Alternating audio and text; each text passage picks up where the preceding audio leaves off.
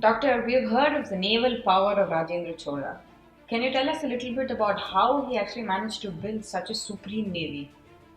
Yeah, most of us talk about the naval power of Rajendra Chola or his father.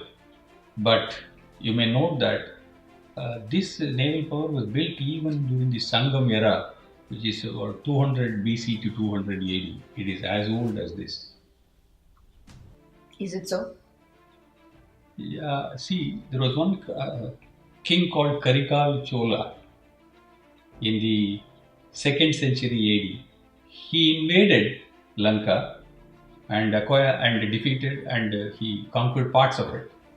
He brought the prisoners from Lanka and used them for moving the boulders and stones for constructing a dam called Grand Anicut, which is there even today. And at that time, the world was eating raw fish, while the Cholas they were trying to construct dams to irrigate 1 million hectares of their kingdom. Subsequently, Rajaraja Chola and Rajendra Chola just enhanced it. So therefore, the original naval power started in 200 BC itself. Now, Rajaraja Chola and Rajendra Chola, they were more pronounced in history because the father and son duo in the history, they never lost a single war. That's what you should know. This is interesting. I never knew about this. Yeah, because the Cholas were the first one. There are many firsts as far as the building the military power. Cholas were the first one to evolve strategic naval doctrines, advanced fleet ship formations, and warfare tactics. They were the first to start the operating the ships in a fleets. The lowest fleet will have 12 ships, and the highest fleet will have about 500 or more ships. They then augmented their vessels with the state-of-the-art weaponry. So these weapons were both indigenous as well as imported from China. In fact, they had awesome tactics, brilliant ships, and the most modern weaponry. At the peak, they had about 1,000 to 1,500 ships divided into four fleets. They were all stationed in strategic locations in Cambodia, in Maldives, in Kaveri Pumbettanam in Tamil Nadu. So they were so powerful in the navy power that even the Chinese requested them to come and help them in tackling the piracy menace at the Strait of Malacca in the southeastern sea. Such was the power of the navy in those days. That's very interesting.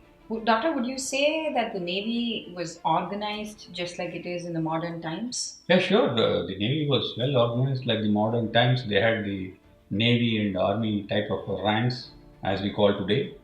For example, the army captain is equal to the lieutenant in the navy, and a captain of the navy is equal to a colonel in the army.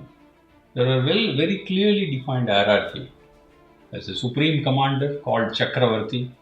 Then there is a commander in chief called Jaladipati. Jala means water. He is the chief commander of the navy forces.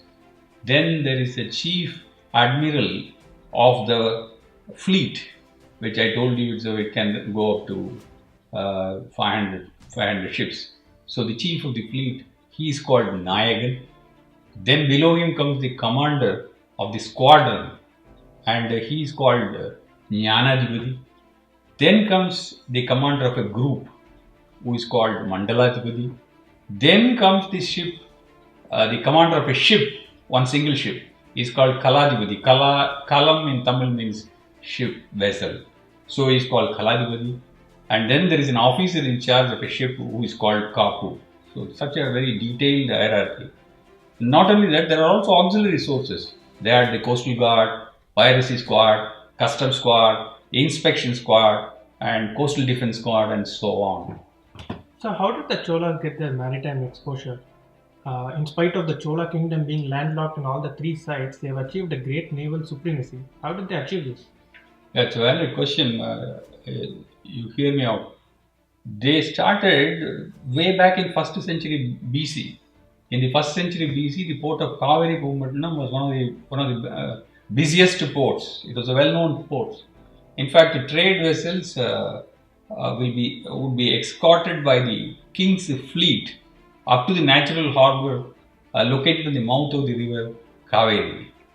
The great ships were used by the early Cholas in BC itself, and they sailed up to Pacific Islands with their vessels from the Kaveri Pumpatnam port. Later on, this Nagapattinam port was developed by the subsequent Cholas. Rajaraja Chola, for your information, he even commissioned a shipbuilding program, and he employed the foreigners, Arabs and Chinese were working in his shipbuilding program. So the maritime activity, it is in the DNA right from the first century BC itself, Shyam. So, Doctor, why don't you tell us how Rajendra Chola actually managed to capture the Srivijaya kingdom? Would you say it was by war or was it more by intrigues? What was it? Now, yeah, I have to be alert now. You have come to the secrets of the book, The Conquest of the East. I always end up with my typical answer. The book is available in all the stores near you and in all the leading online portals. Please grab your copy to get your answers.